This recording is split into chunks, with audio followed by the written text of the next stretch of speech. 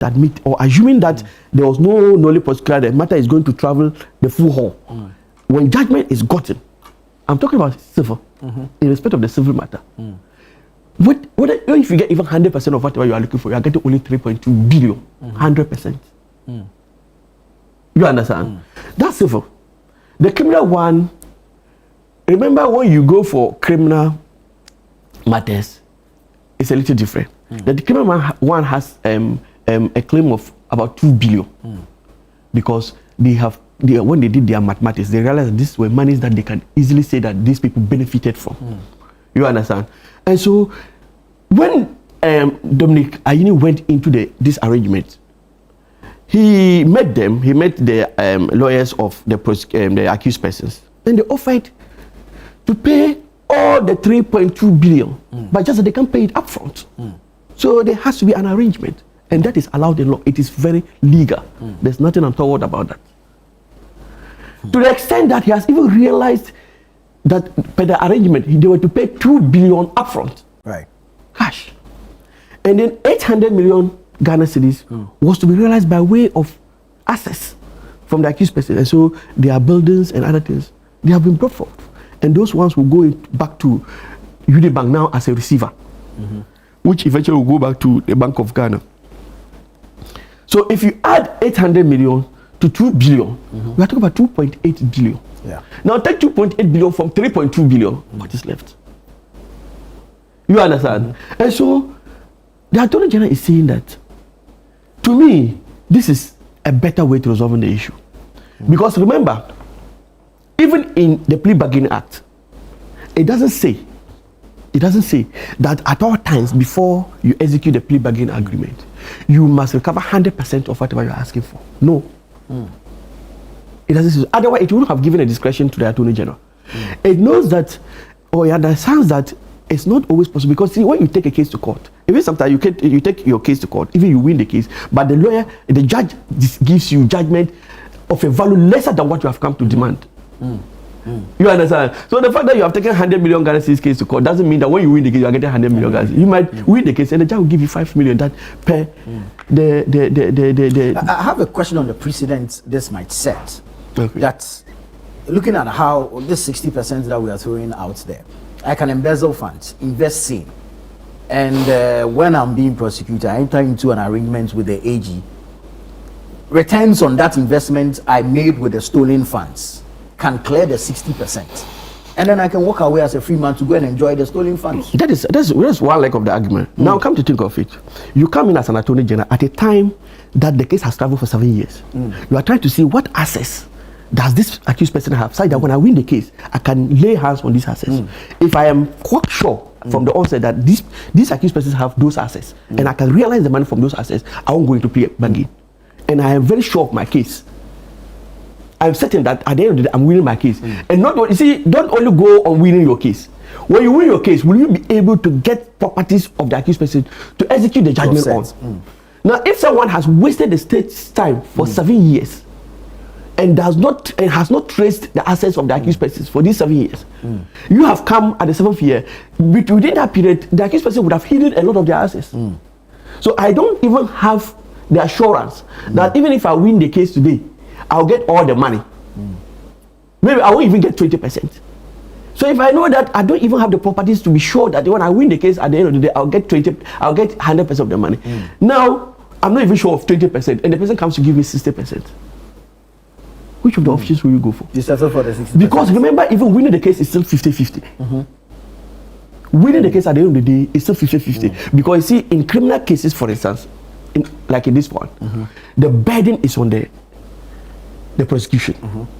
You understand? And it's very high. Right. It's proved beyond all reasonable doubt, as opposed to the burden in civil matters, where it is just on the balance of probability.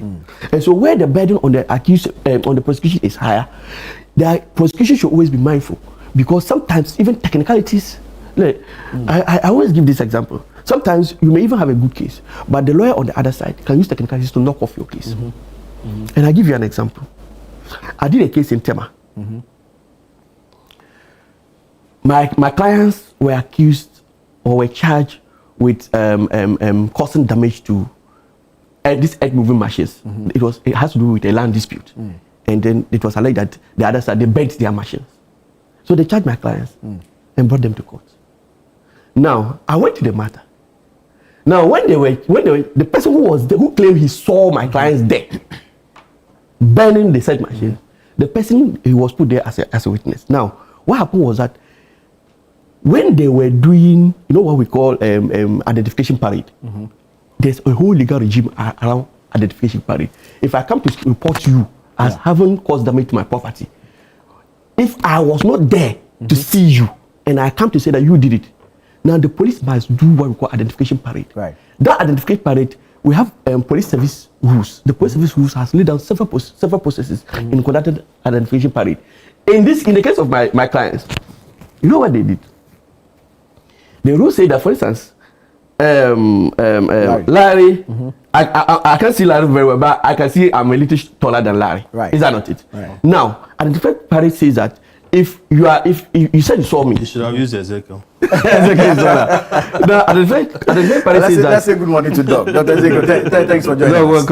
Welcome. Now, if you said you saw me, that day when they want you to identify me, they must not put just me there for you to come and identify. Right. They must put somebody of my height, not just another person. If the person is as short as Larry and I am tall, chances are you easily picture me because the height will easily give the person out. So the law requires that let the one you say is the suspect and the one you add, and the party says that the minimum number of people you should put on a party should be 8. Right. So even if you are come to identify one person and you go and put that one person there or 2 people there, it is wrong. It is not lawful. Add 6 or 7 people. If it is one person, add 7 people to that one person. It will be 8. That is the minimum you can get. When they are 8, they should all be of the same height. That is the law. Now, if you put them there and the heights vary, I can ask as a lawyer, I will use that as a technicality to say that you didn't conduct your identification. And once there was no parade properly conducted, it knocks off the entire case, whether you have a good case or you have no good case. Very well. You understand? So a lot of technicalities go into this. So the Attorney General, that is why the law is will not tie his hand. It will give him the decree because he has the case at hand. He has seen all the things in the case. And the law itself says that it doesn't say you should cover 100%. Once you believe that you can recover something, you understand? It's better you get that half than you lose everything. After all, who told you that if the Attorney General had proceeded with the entire case, he would have even recovered 50 or 40% of the amount in issue? Very well. Thank you, Honorable. Larry, let me now come to you. Could it be that the lack of efficiency at the AG's department is what sometimes results in this? Because this case has traveled over how many years? Several similar cases like that have been embarked on or initiated by the AG's department over the years. Recently, we were told about Michael Yunaku of Beige being appointed. So could it be that there's a deficiency in the capacity at the AG's department to prosecute some of these cases, for which reason maybe Dr. Dominic Gayene is now having his hands tied behind his back and has to enter into some of these arrangements? No. So, good morning to my colleagues.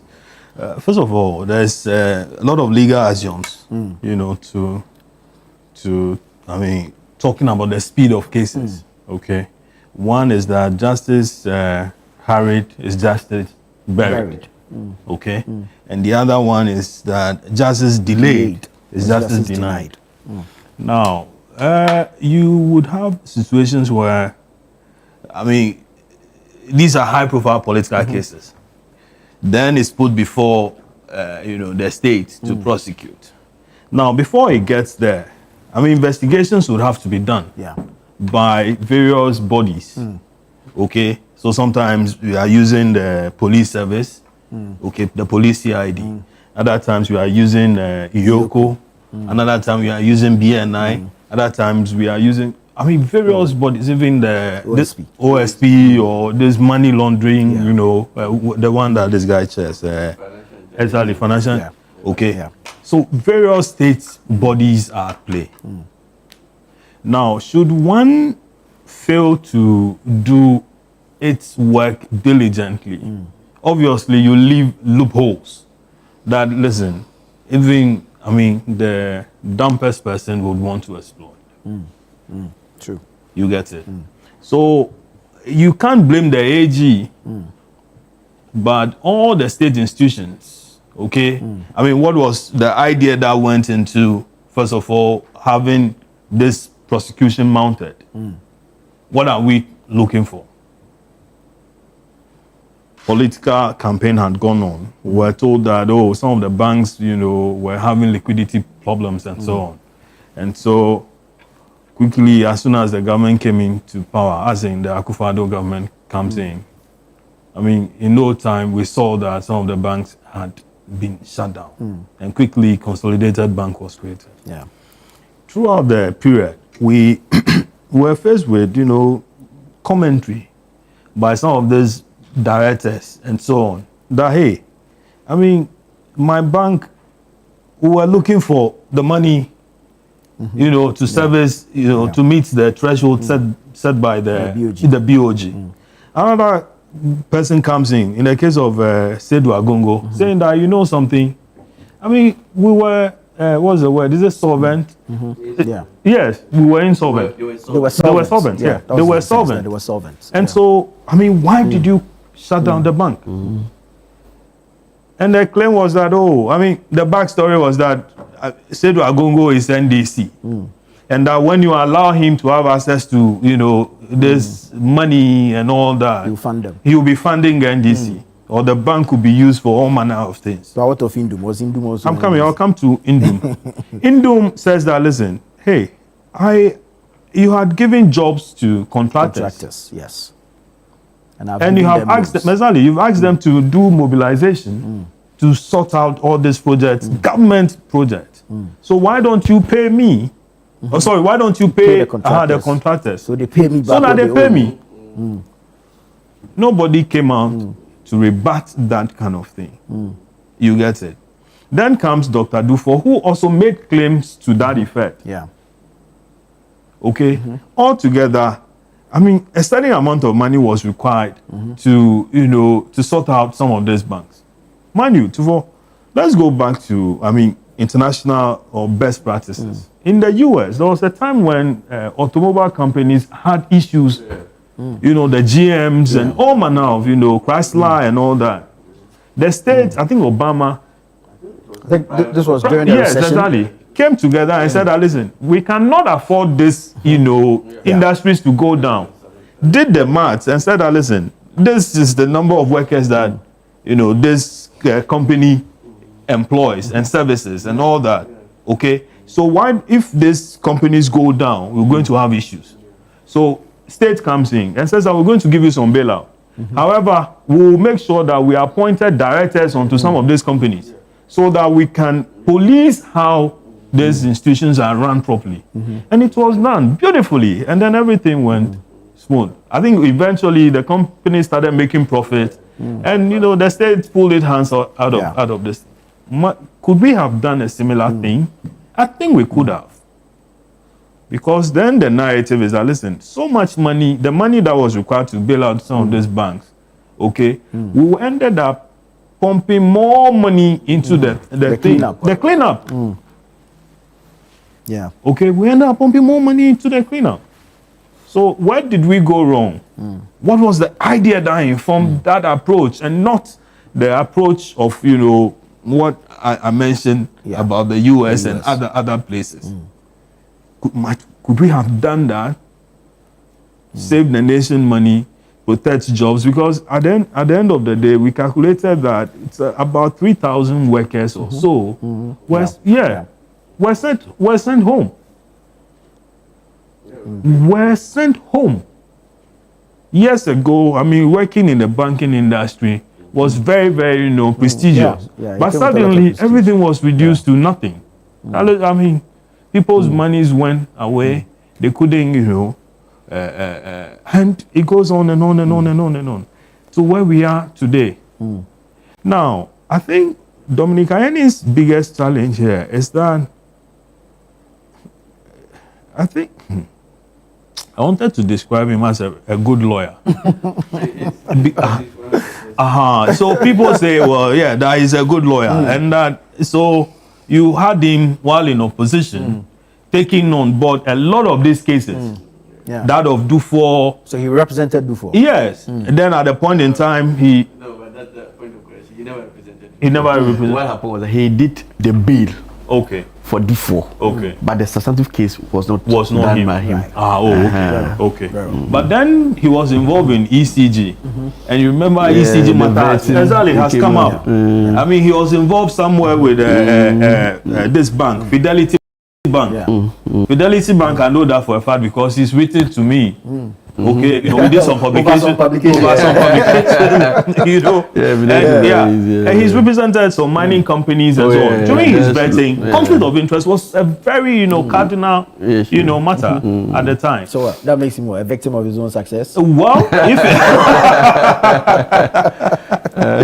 you get it. So, I mean, if I were him, or even if I were if I were him, I would have ensured that, hey, this thing would tease out how I could manage it properly so that very often this conflict of interest matters wouldn't be coming up every now and then. So, because at the end of the day, it goes to the heart of, you know, most of the things. You could be acting very diligently above board. However, once some of these things, you know, are lingering in people's minds, it becomes an issue for you that you have to handle. On the government's part, I had expected President Mahama to set up a committee to go into this particular banking sector cleanup, including many others like the land issues that he promised he was going to do when he was in opposition. Because the matters are already, some of them are in court, it's difficult. Oh, okay. But well, I had expected. Okay, you are talking like a lawyer. I'm talking like like a social. You know, so I had expected that he would, you know, he would set up a committee to have some of these matters properly investigated, regardless of whether they are in court or not. You get it? I mean, see the beige one, for instance. According to ANA, they had offered to pay 10 million. 10 million. Exactly. Maybe. No, 10 billion. No, 10 million. 10 million. Yeah, 10 million. 10 million. And he rejected. And he rejected. He wants 1 million. That he can't get. You know. But I mean, for me, that's not the end of it. He can appeal. Yeah, but it's not the end of the case. But the man is rotting in jail. Oh, no, he's not. No, not Capital Bank. Not Capital Bank. Beige rather, yes. Yeah, yes. So, Beige is not in jail. I was talking about Capital Bank. But Beige to the amount was 10 million. Yeah. And he rejected it. Yeah. And it was Tadio Sorry who did it. Yeah. Tadio did it. And now he's looking for the money he can get. But he can still pursue. Yeah, he can still pursue. But see, his interest is so in the pursuit. Because sometimes he looks at the case itself. The case, Does it stand a good chance of succeeding? Why don't I take this and then we end the matter here? I have to take the 60. Who pays the 40? No, if you pursue it and you lose 100%. Yeah, exactly. What becomes I of mean, it? the court can decide to punish you for the rest of For life, you must be prepared to. And when you go into negotiations, you are always bound to give in something to get. But isn't it strange? I mean, you know, isn't it strange that in the case of the Capital Bank, the previous government went into an arrangement with Atuesian, pay some money, and then we could allow you to go. I couldn't pay. Exactly. But then the same, you know, party in opposition now is having issue with the present, you know, Attorney General going to this arrangement with Dr. Duffour. Again, I had expected that this press conference, you know, would have happened before the nolle prosequi is filed. The statement. Oh, okay. You get it? So that you throw it into the public domain. People haggle over it, debate it, and then in there you can maybe something can inform your decision. That is a PR thing you are talking about. Yeah, I'm a PR person. Which is actually also very, very important. I agree. That is not. So I mean, I thought that would have been the case, but the absence of some of this, let's say, a committee, get people to appreciate what exactly is at stake. Yeah. If not, we will have issues where, I mean, the minority quickly issued a did a press conference and talked about, hey, the fact that INA is running into conflict of interest is changing, you know, the criminal justice system, is redefining it, you know, the bit about the plea bargain hadn't come. I don't think they made mention of it. They didn't even talk about the court. Yeah, they won't talk about it. I didn't hear that. Maybe Dr. Ezekiel will. Dog news will but talk about I think that, you see, participatory. We have what we call this participatory democracy. Knowledge doesn't reside in the head of one person. Sometimes it's good to throw the thing out there, let people debate it, tease out whatever it is, and out of that, ride on that wave to make your decision, so that the political fallout wouldn't be that much. Or else you would be facing this thing about when you walked in quickly, you are setting loose what they are calling criminals. You get it, and I think that we should do. People are expecting better. Well, look, let me come to you. The minority has a different stance or position towards the Attorney General has. And just as Honorable mentioned, in the case of Atuesian, the agreement was made, some recoveries were made, he couldn't make full payment and was still sent to jail. Is that what you would have wanted to happen in this instance? I believe last week we had opportunity to talk about this very issue. And the tangents I told, still holds. Right. In the sense that... A matter of principle. It's a matter of principle. In the sense that... Am I anymore Techino? No, not necessarily. Rollins here now. In the sense that what you believed in when you're in opposition, should not vary much when you get opportunity to rule. The argument that was made was that people's banks were collapsed. And I can guess it's coming up even on this platform that we could have saved the banks. So I asked myself, if indeed there was nothing to warrant the merger of the banks, why are people refunding monies? If there was nothing, if there was no question to answer, if there was nothing at all to trigger the merger of the banks, why are people negotiating to refund some monies? Have you been to someone before? Yes. So it's the fear of someone. Except maybe there was no answer, but for the fear of state apparatus and like Larry, it's trying to bring in. For the fear of someone or any other place aside your home, you commit to something you've not done. Yeah. If that's the case, this is no joke to commit. Exactly. So if there was no reason for the banks to be merged, why are we even having this conversation in the first place? Why are people committing to pay monies? In the case of Mr. Atuesian, why did he commit to pay certain monies in the absence of which warranted the unfortunate sentencing? So it clearly shows that, contrary to propaganda, when Honorable was on the other side, there was a reason for the merger of the banks. And I always say this with a huge sense of sensibility and empathy, especially to our brothers and sisters who had to suffer job losses. And then again, we come to the other principle, which we espoused last week, of clearing agency that the Duffour administration was tagged with. And I believe people are speaking, people are wondering, and people are asking questions, because this is not the first time the AG's office is coming out with a communique to say we are discontinuing cases or we are setting people free. I always say that if anyone should be asked to assess the AG's office and what it has done within the 7-month period, what will come on top of anyone's head is the series of discontinuation of cases. Right. So yes, the very tag then opposition tagged the Duffour administration with, they are doing it even in multiple folds. That is the matter of principle. That indeed, the banks were not merged because Ken Ofori-Atta, then finance minister, wanted to have Data Bank as the sole bank in Ghana. People's willingness to even refund some monies lends credence to the fact that there was a reason for the merger of the banks.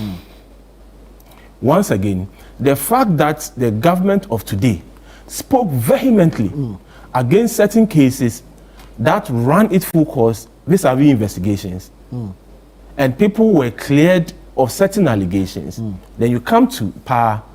Even cases arraigned before competent court of jurisdiction, we are discontinuing those cases.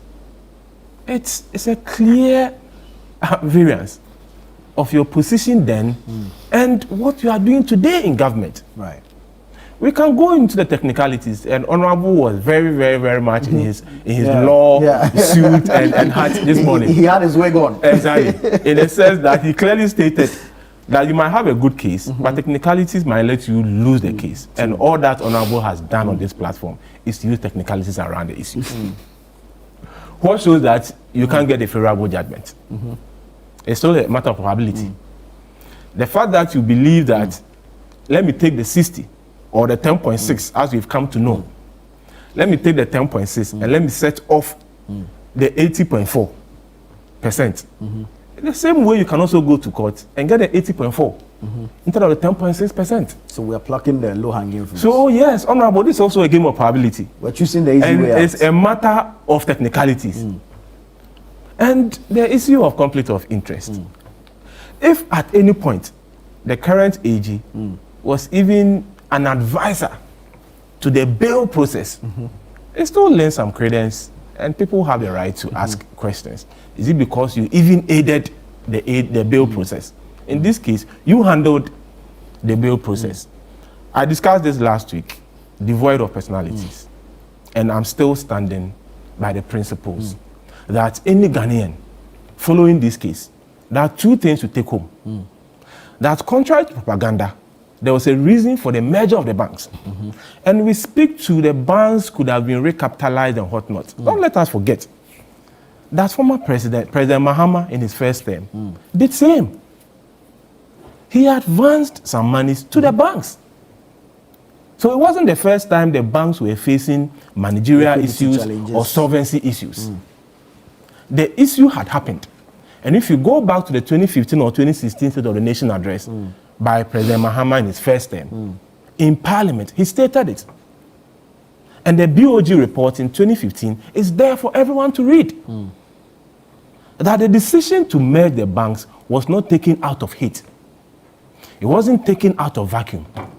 There was a reason, and the reason was that the banks had gone a similar path in time past, for which reason the state came in to support the bank with some liquidity, yet the problem persisted.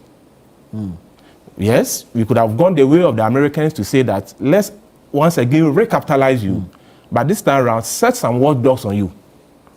But it doesn't defeat the principle that the banks were supported under the NDC. Yet they still came back with similar issues. So there was a reason. As to whether that reason people accept wholeheartedly, there was a reason for the merger of the banks. So that propaganda that was churned out, the NDC's own stage act at this point is trying to defeat their own propaganda. That it wasn't taken out of hate, and it wasn't because the NPP just wanted to waste money. We can go into the argument of whether or not the 20-something billion cedis that was used. But people's argument is also that over 4 million Ghanaians were at risk of losing their savings. So it was clearly an issue of between the devil and the deep blue sea. Where do we turn? Today, are the banks better off? Once again, sorry to those who had to lose their jobs. Are the banks in a better place today? We can ask ourselves those questions. And why are people willing to refund some monies if there was no cost? And why are we freeing people if a Kufuor writing a letter to accept someone's resignation letter amounted to love letter and a clearing agency established at the Jubilee House? What are we seeing playing out today before our very eyes? Can we say same? That people are being let off the hook? Cases are being abrogated? Because there's another clearing agency at the Jubilee House. It's before Ghanaians, and I believe Ghanaians will be the best judge in all this. Ghanaians will be the best judge. So we won't belabor the point. But the issue of Mr. Bryce Simmons, I believe the AG and his office, at least, they owe us some explanations. Because yes, people have read extensively, and he wrote extensively. At the first time I got the write-up, I couldn't even finish reading. I had to go back the second and third times to finish reading. So it's loaded. And we would need some questions answered Right. I mean, to help us build our processes and let the Ghanaian have the full facts played out before us to better understand issues. But the principles still remain, that banks were not collapsed because the NPP was being insensitive. And secondly, the clearing agency is still going on.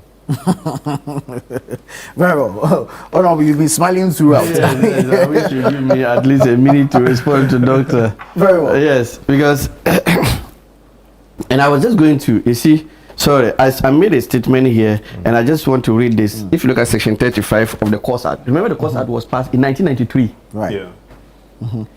at 4459. Yeah. Now, Yeah. 35, section 35 says, On restitution and offer of compensation or restitution. I'll just come to two. Where an accused person, so it talks about the accused person approaching the prosecution to make agreement. Now it says two, where an accused makes an offer of compensation or restitution and reparation, the prosecutor, in this case the Attorney General, shall consider if the offer is acceptable to the prosecution. So nowhere does it say that he must make 100% reparation or restitution. This was way back in 1993. The prosecution is always given that discretion to determine whether it will accept. Remember, you and I, Doc, Larry, and other people, we may just be looking at the monetary value. The money is 100 million, so it must be 100 million. The Attorney General looks beyond that. He looks beyond that. Sometimes, and you see, I come to address a challenge he says he has regarding why the many discontinuations and those things. You see, to me, I would have taken the Attorney General on if he had come to continue cases, some of these cases, because this was the same Attorney General on the side of NDC, leading the NDC legal team, who always said that there was no basis for the prosecution of those people. You can leave Duffour's matter. In fact, why didn't he go to just enter no prosecutor simpliciter in respect of Duffour? Look at the other one, the Duffour one. There was no plea bargain anywhere. Atwisen. No, Duffour. the ambulance. The ambulance one. A lot of battles were I don't fought go. for. Look at the Opuli one. Yeah. No plea bargain. Yeah. Nothing. He just entered simple withdrawal, and then the matter is ended. Why, in this particular instance, is he insisting that some money be paid? Money be paid. So it tells you that this is not somebody who is treating all cases the same. He's looking into the substance of the cases and, And making you see, this judgment. gives credence to what Doc has been saying. That way. That if there was nothing wrong, why is somebody So offering I'm to telling make you, some payments? so in the fact that he took some cases and realized that these cases were just political witch hunting, like the Duffour one. That is why, because he spoke against it. So why will you speak against it when you were in opposition? And now you are coming to court to actually prosecute the matter. What would you be telling the court? That yesterday I said there was nothing solid in these cases. I think I said this was mere political witch hunting, and today I'm here to make sure that the case succeeds. Even everybody will know that this approach you are doing is just to paint a different picture about yourself. No, but what is on hindsight, or what Yeah, so now if- that you are in office and have access to the documents, And you then find merit so in the what case? if having access to the document rather even solidifies his belief? But even the documents, I mean, the courts insist on full disclosure. Right. Yes. So he would have He seen will the see document. everything. He would have seen the And then document. in the case of this one, he saw that no, this case here I can't do like I did in a Duffour case. I can't do like I did in Opono case. Something must be covered. You understand? And remember, you see, this 10%, 60%, let's understand something. Could he have Out of- negotiated more than the 60? No, that's why I'm coming to address the CC. Look, 2.2 billion was more like causing financial loss. Listen, when they charge somebody for the causing for financial loss, it doesn't necessarily mean the person has benefited from the money. Look, they said in the facts that even the NPP when they took the matter to court, they said that for these 2.2 billion or so, they made certain statements. They put in certain figures, make certain entries which showed up their asset It base. bloated their accounts. bloated. Thank you. You understand? So, and it doesn't mean those monies were actually taken out. So if it is not gone out, you can't go and bring it back. You can only punish that act of bloating the base. Who did the bloating?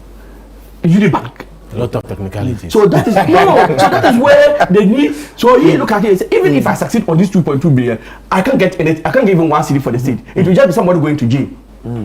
So instead of somebody going to jail and the person comes back to pay me the 2 billion, why don't I take that money? Yeah. You understand? Because it is not like they pay the money to somebody where you can go after the person to take the money back. It was just some figures being misrepresented. Very well. You understand? So it's just to correct and then let the person know that he's going to be punished for that fraudulent misrepresentation. So this 60%, 10% this thing, it is neither here nor there. This Attorney General, if you look at how he pursued these cases, it's just in line with the position he had prior to NDC coming to power. And he even at 2001, Godfrey David himself spoke to Jakpa on phone, which is on record. He never denied it, telling him that he should help them to succeed because they know they don't have a good case. This is public record. I'm happy. 30 seconds. Honorable believes in state institutions. Give me 1 minute. I'll give you 1 minute. I'm happy Honorable believes in state institutions. So Honorable, how do you just oppose the situations? State institutions mandated properly investigated cases, but you still believe Akufo-Addo was clearing people? But Would you equally apply same principle? So who cleared who in this case? The discontinued cases. If it amounts to clearing. Who look, the person says this person didn't do any wrong. You were just politically chanting him. Now he had the opportunity to even decide the fate of the person. What would you think would be his decision? Because his decision would be in line with his earlier belief. So it's about belief. It's about So in for this case, look, most of the cases, even OSP would want to investigate a case, and office of the president would have cleared the person. So even in What's this other part? OSP the presidency was cleared in the it. matter. Yes, but I said I believe in your integrity. Allow them to come to that point. So you see, if allowed.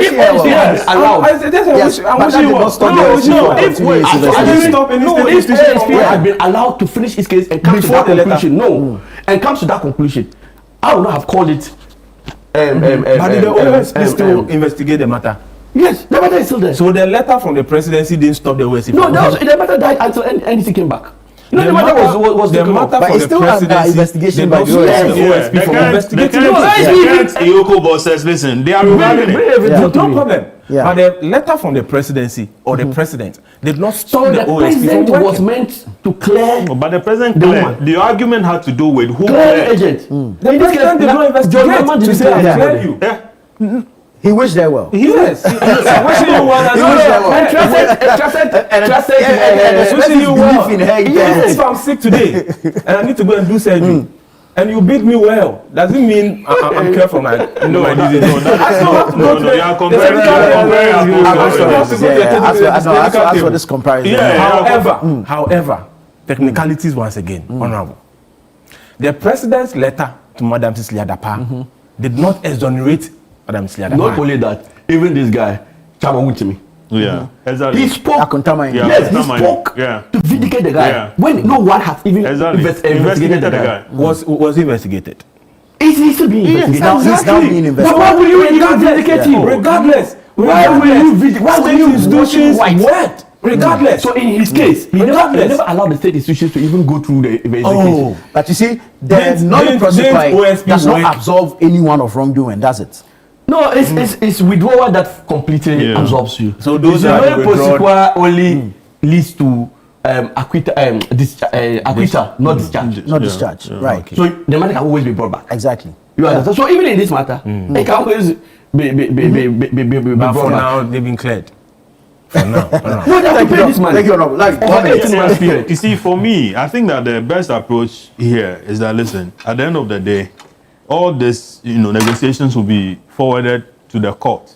Yes. Okay, so that Dr. Duffour or whoever is involved, their wings are still clipped Yes. until full payment is Within done. a period of 18 months. Okay, Right. until full payment is done. The extra 40 or just no, the full 60? payment of the 60%. Of the 60%, There's no 60%, 40%.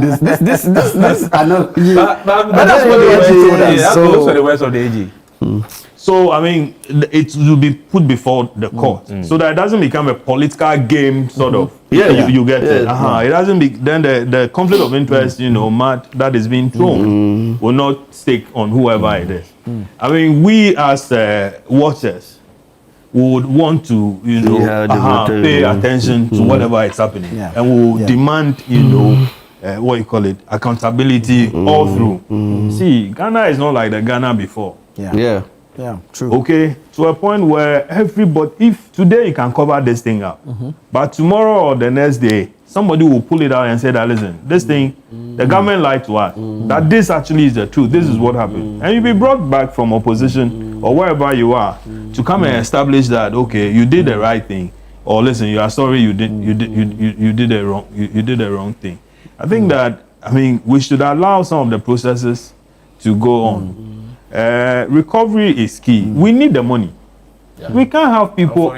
Yes, we can't have people take it as resources and invest them into properties and into the education of their children or whatever it is, and they are living good. And you see, that was my concern. Yeah, they are living good at the expense of everybody. And Nana, I want to just make He's this. taking my time. Sorry. I'm sorry. Look, there was this investigation that the Accra Center Police Station was doing. It was my case. Right. I went to have a meeting with them. In fact, when my client came to me, he said the amount that the other party defrauded, the suspect defrauded, was about $100,000. So I made him give me all the monies, the figures. In fact, we had not even gone to court. When I sat with the police, and the police invited the suspects, my client actually had to come from UK. My client came, the suspect was there, myself, and then the investigator. Come and see. The $100,000 that my client gave to me, in fact, in most of the instances, he dashed, say, $2,000 to the person. Dash. Today, because matters have gone worse, he wants to claim everything he has ever given the person. So we said, even myself, I could see that the money and the $100,000, if I'm going to pursue it, should be like $70,000. Right. Not $100,000. So we can't have full recovery. So the fact to the expectants, I mean public, if anyone hoped, especially the NDC base, for full recovery, for anything 100% ORA, it's now recover 10.6%. Not all loot. It's rather operation recover 10.6%. So that means in some of the cases, Opuni case for instance, I was in court. See, some of the charges that were thrown at them were never even proven, or witnesses were not even called. One particular were fired here. One particular case was the money laundering bit. No witness was produced to justify that a certain money was, sent out of town or the country because of this. The SNIT matter, for instance, at the time that the Akufo-Addo government was condemning the software program and all that, they were busily using the same software. You get it? And so a lot of the things we hear publicly, listen, government walks in or party walks into office and then, there's pressure. Punish this person. This guy had taken this. So in effect, I'm coming. So then you have some of these things, and it becomes a very difficult thing, really, sometimes to mount prosecution and justify the thing. So things are thrown out there, and mind you, Ezekiel, listen, people's fathers are out there, reputations are at stake. I mean, obviously. I recall Opuni for throughout the 8 years that Akufo-Addo was in office, the man was in court. Can you believe this guy with all his expertise, a bone surgeon, one of the respected guys, he couldn't work to feed himself and feed his family. How was it? 8 years. It's like, imagine I agree with you. Imagine you are subjected to that same thing. That ordeal. Oforiatta should come and speak to some of the things he did in office. Today, Otina Meba and he's recuperating. He's what? It's recuperating. It's the main reason why, even when the argument started from last week, I said let's depersonalize the argument. And I was just trying to correct the misnomer in quotes, the propaganda that was churned out by Honorable and his team in opposition. Obviously, no one takes glory when people are punished in certain ways. But from what has been said, Mr. Larry was very upfront that when you see the issues for yourself, when you are now at the helm of affairs, things are a bit different, especially going on the prosecution and whatnot. So what this states or this tells us is that the things we say in opposition can never necessarily match our deliverables and output in government. So we should be measured in some of the things we say. We condemned certain people, even opposition, and we gave reasons and chastised certain people. This is a research class. Variables and constants. And clearly when we have the powers to do the things we said we will do, and we are told that, Charlie, we can't get 100% too. Let's go for 10.6. Very well, very well, very well. Abdul Ghani Uman Karigu from Savannah region says, you know, there's a saying that Nia Emue Dino.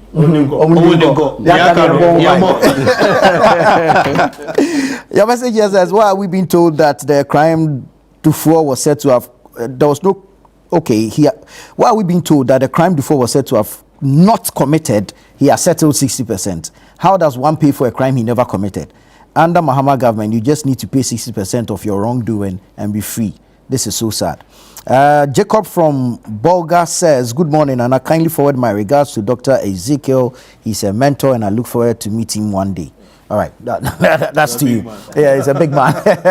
All right, guys, let's take a break here. When we come back, we'll move into issues of Bawku, and then we'll look at a review. We're shifting the conversation up north. We're going to Bawku, where the violence continues. Government has redeployed some military officers into the area.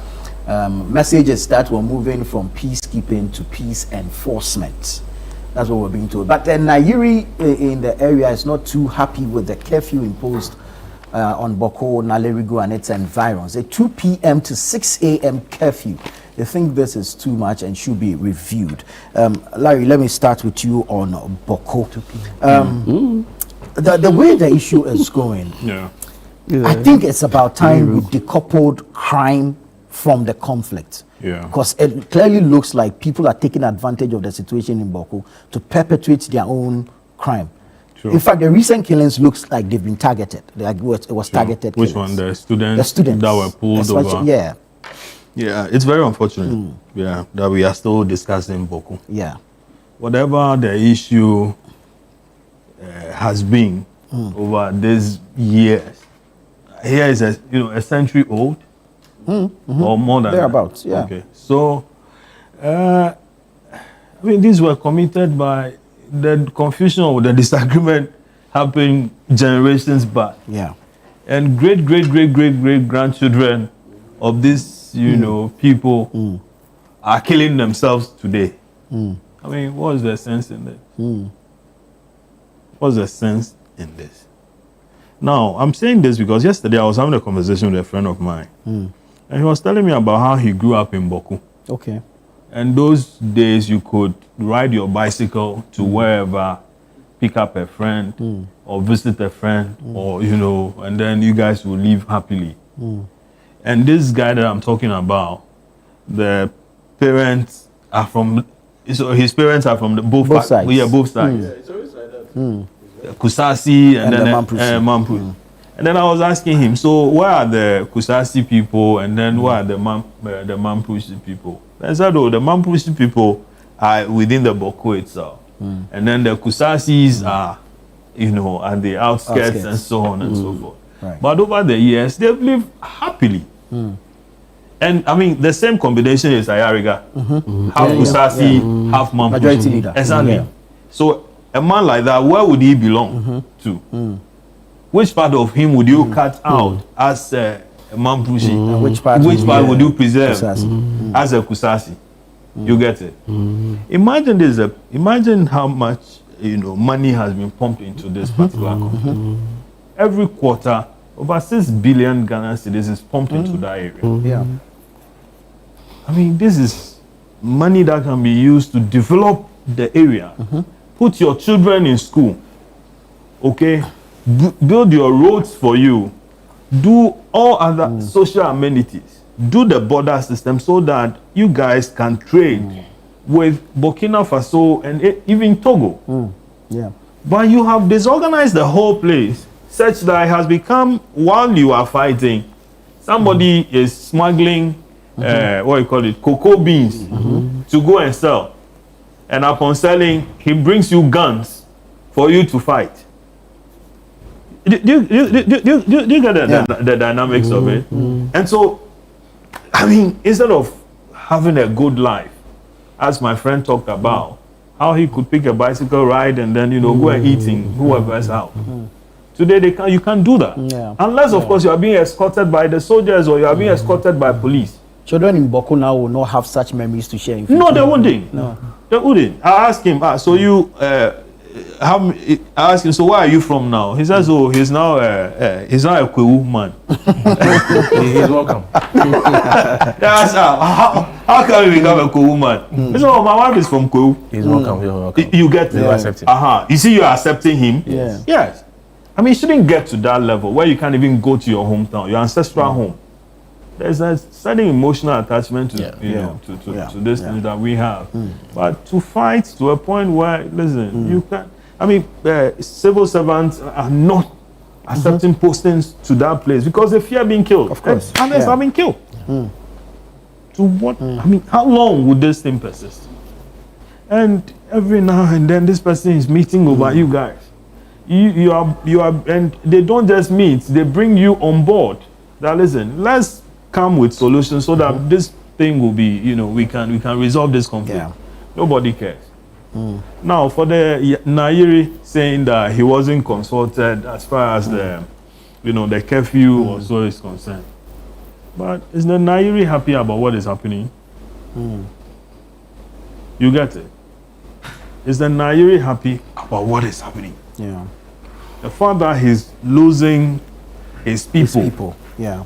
To a point where even people can travel to wherever it is, walk into a classroom, pull students and go and gun them down. Students who have done what? Students who have done what? Military people have been killed. Police people have been killed. Immigration officers have been killed. Just because. Okay, I'm an Igwe man, so. Honorable, I mean, with the Bawku issue, we need to look at the history, the politics, the people's interests, the local issues there, and even the media itself, and how we communicate issues surrounding Bawku. So how do we consolidate all this to bring finality to this matter? Thank you so much. And I think we should, once it has to do with. I hear the Mampushes and the Agumbes, they have some. We are very much related. Oh, okay. We all constitute the Moli Dagbani people. Oh. So when you say Moli Dagbani, it's bigger than just the Agumbes. Okay. Right. You understand? It has the. But you guys have hijacked, the Dagumbes have hijacked the Dagbani thing. You can say that, but if you are within us, you know. Oh, okay. But if you're outside, you see it like. Right. Because initially it was all one region with Tamale being the capital. Oh, okay. So everybody gravitated. It's like Kumasi. Kumasi has a lot of other sub-divisions, but Ashantis in Kumasi dominates. seem to dominate. So it's always like that. But if you are within them, you would understand the nuances. If you look at the issue, for now, I do not advise that politicians should be seen to be preferring solution for the issues in Bawku, because politicians are as greedy and selfish as we are. We would always go in ways that benefit us. In fact, it's unfortunate because you see, at the time that you have a whole majority leader of Ghana's parliament, it is not a joke. In fact, and I know Honorable Mahama Yerga, he is highly placed, highly connected internationally. Some of the things he could have done to his people within these 4 years that he's a majority leader. Sometimes I sit back and I say, wow, so they are going to lose all this. So whatever opportunity he has, he can bring it to the people. Because even government workers are running away from the place. Yeah. Staff of various institutions, nobody wants to be posted there. Those who are there are finding means to leave the place. And so what development can you take to the people at the time that you control the entire parliament? Because majority leader is not a small joke. In fact, majority leader can call any minister he wants at any point in time to do whatever he wants. You understand? Yeah. Because they all go through him in Parliament. So he commands a lot of respect. And he could have influenced a lot of development in Bawku, but for the issues at hand. We are fortunate to have the Duffour mediation team going into this matter. But I think one thing I've realized about our traditional institutions is that they are very slow in some of these deliberations. They don't seem to move at the pace that you and I would love. You understand? And so people are also losing patience because people are there sometimes, and their things are always kept to themselves. You don't even hear what is happening there. It's not like the Bawku commission that we had some time back when the Yedi issue broke up, where we could hear what was going on, and so people follow. People followed what was going on. In this particular instance, everything happens within the police. When they come out, you don't even hear anything, and so people still feel nothing is happening. And for me, that is the best process to get it out of this mess, because I remember in our situation the bond crisis when it happened, and we used the political means. But you remember even some politicians, the then MP had to step down as the interior minister then. Malik. You understand? The vice president was he's around. You understand? Was my friend. There were people. In fact, those who could intervene to do certain things. It just became almost impossible for politicians to come into the scene. And it's the same thing. That is why a lot of people are saying Mama Yaga is quiet. He's silent on this issue. What do you want him to say? What do you want him to say? Because as a politician, you have to serve all shades. You understand? And I hear even the recent one, his house was burnt. Exactly. This is the second time. And so I think we should trust in it. There has been a court resolution of this issue, but it feels people are still not satisfied with the process to the extent that the people have actually submitted themselves to the Duffour mediation committee. I have the firm belief, because what I see about the Duffour mediation thing is that you find a lot of the people going there. They allow a lot of people to come, and people. The natural order of things is that once it's more participating. They feel that the outcome will be theirs. You understand? And being a figure in terms of the traditional setup of our nation, I don't foresee the outcome of it not being acceptable. Just that it's going to take some time. And how we manage things. How long was yours? Well, the resolution came I think in 2018. We were the conflict happening in 2002. That's from 16 years. But I didn't go straight to Duffour side. It went through other processes before it went to him. Wow. So it's not easy. I'm just worried that the town is going to, because look, the northern side, even with everything being perfect, 100%, we are already lacking. In almost everything. That's true. We are already lacking. How much more if you have to spend several years and being engulfed in conflict? Such, nobody, even the military sometimes, some of these things, these days you hear that a military man has been gunned down, a policeman has been killed. They themselves, now they are like targets. And so the least thing they also kill. And now he's getting worried because it's even he's gone outside the Bawku boundaries. There's You understand? Now Kumasi, we hear Ekusasi chief has been killed, and another person was also killed recently, and all those things. And so if you don't take our time, now wherever they find each other, they want to go after each other, and that even becomes more dangerous. And so I think the government should do everything possible to fast track what is happening at Menchia. If it requires more resources, the government should look into that, because courts has come. The Supreme Court has a decision on this, and doesn't seem to have resolved the issue. Politicians they shouldn't even go near there. The chiefs, I believe, would be the final people to bring the solution. But the people too should understand that we are at this stage. Everybody is moving forward. The amount that is spent in resolving in keeping peace in the area could have been used to do several other things for the people. And so now opportunity cost, we are losing that thing. You understand? Meanwhile, we are like I said, we are already underdeveloped. We are at the bottom of almost everything. And so this is when we should be picking each other. And at the time that we have our political leaders even rising to this level. Now tomorrow, assuming the issue gets resolved, and then maybe the political structure now is no more the case. Mama Yaga is no more at where he is. You understand?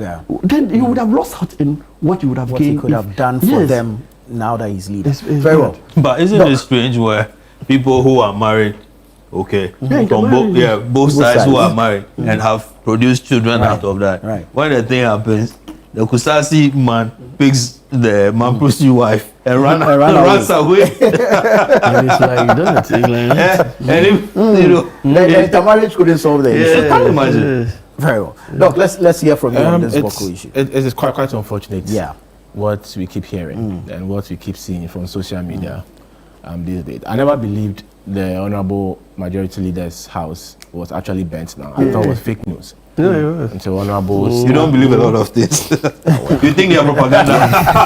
Until this confirmation by Honorable this morning. Clearly, the economic losses, and I'm looking at, if you look at our population as a country in Africa, we are a growing population, we are very youthful.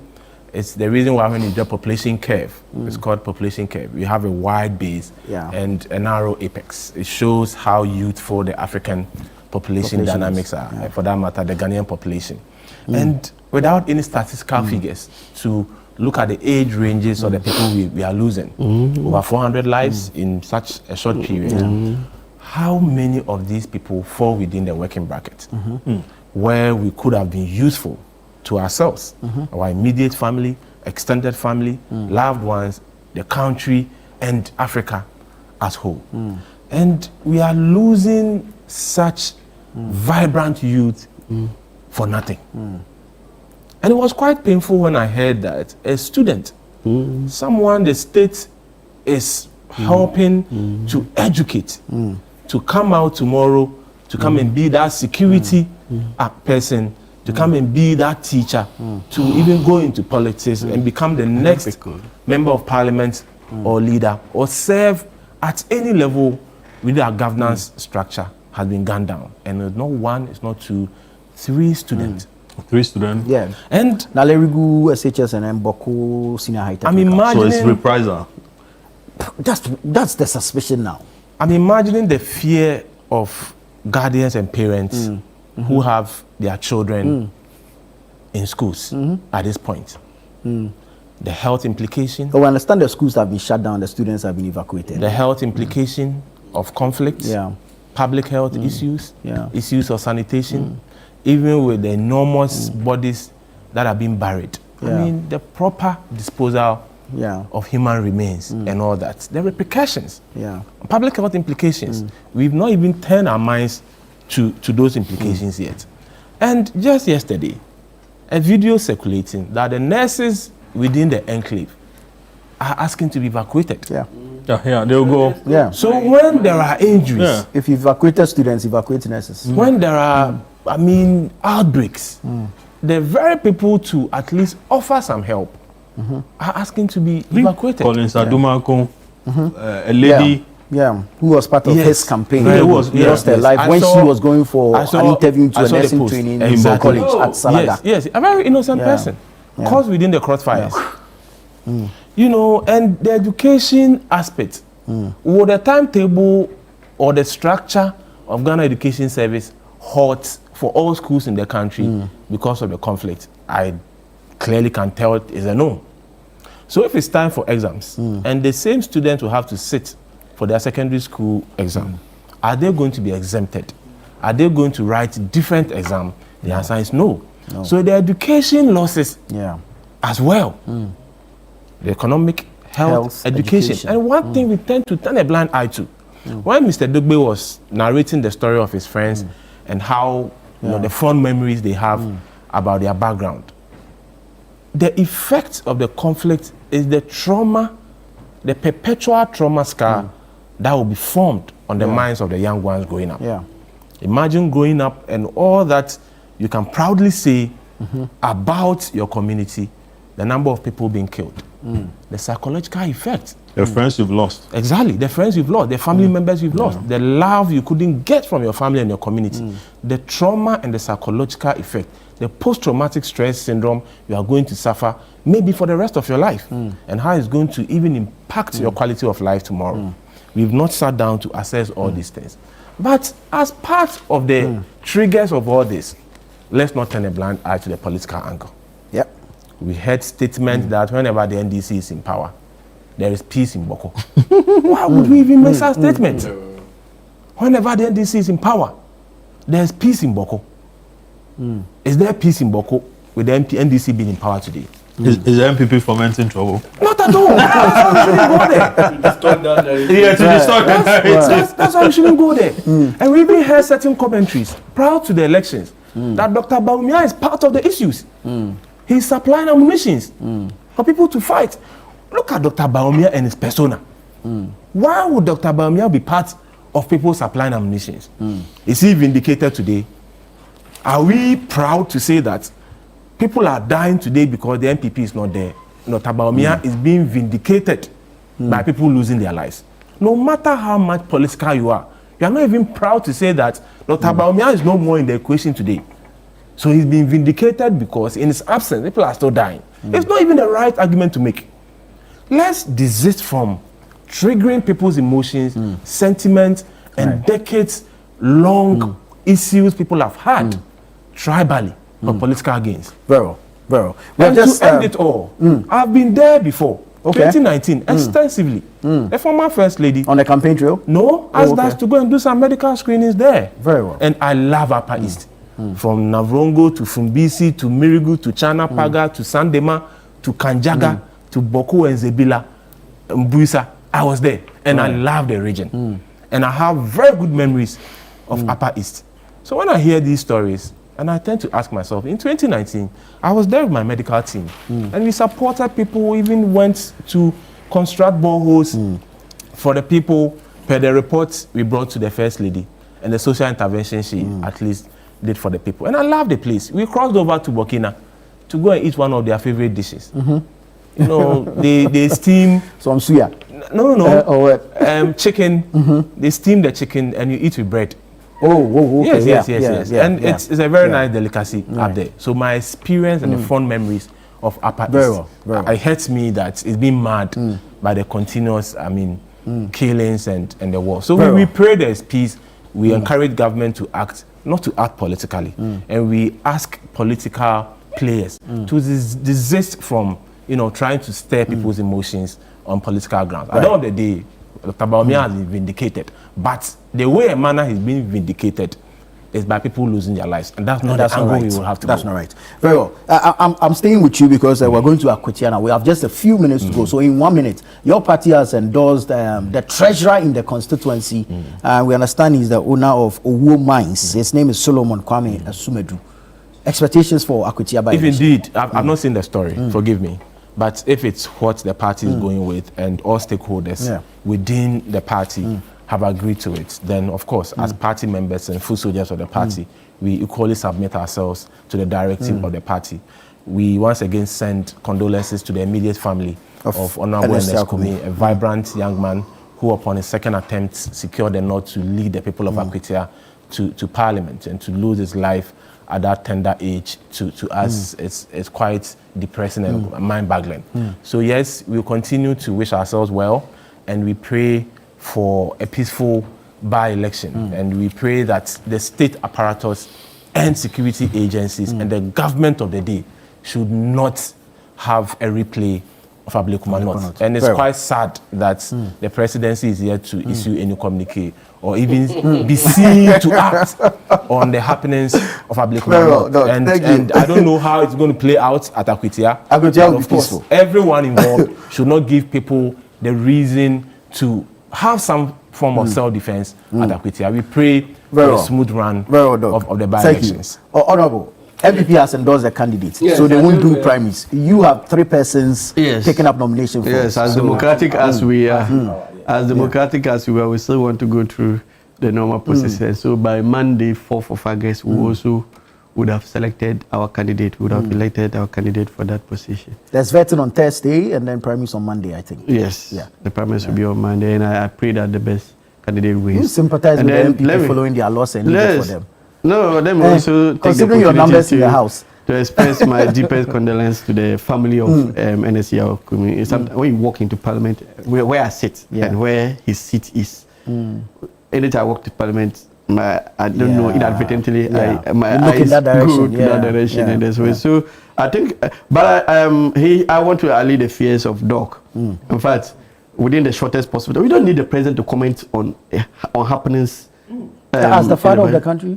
No, you don't need the comment to comment. Then what then will be the use of our institutions? What is the use of our institutions? In fact, for the first time, Ablekumanoff happened barely a month ago.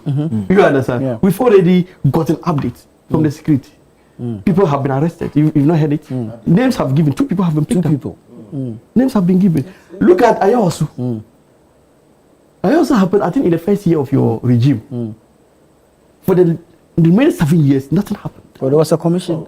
A commission and the passage of the anti-vigilante act and all that. Oh no, we were in parliament. Well, you know the drama is staged. When the mid-year budget review was presented, they used, knowing that the Prime Minister was going to give figures that they are not compatible with. They decided to say that's the day they would rather. I asked myself, was it the day the man died?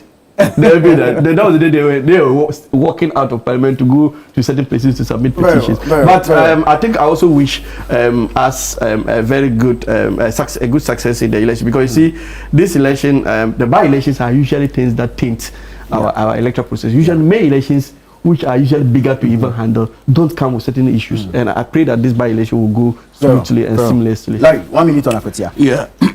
First of all, I mean, the Bawku thing. Nairi says she doesn't want the curfew. I mean, I think he would want to come up with some other alternative to all this. I think it's just a matter of consultation. Yeah. Okay, so that one.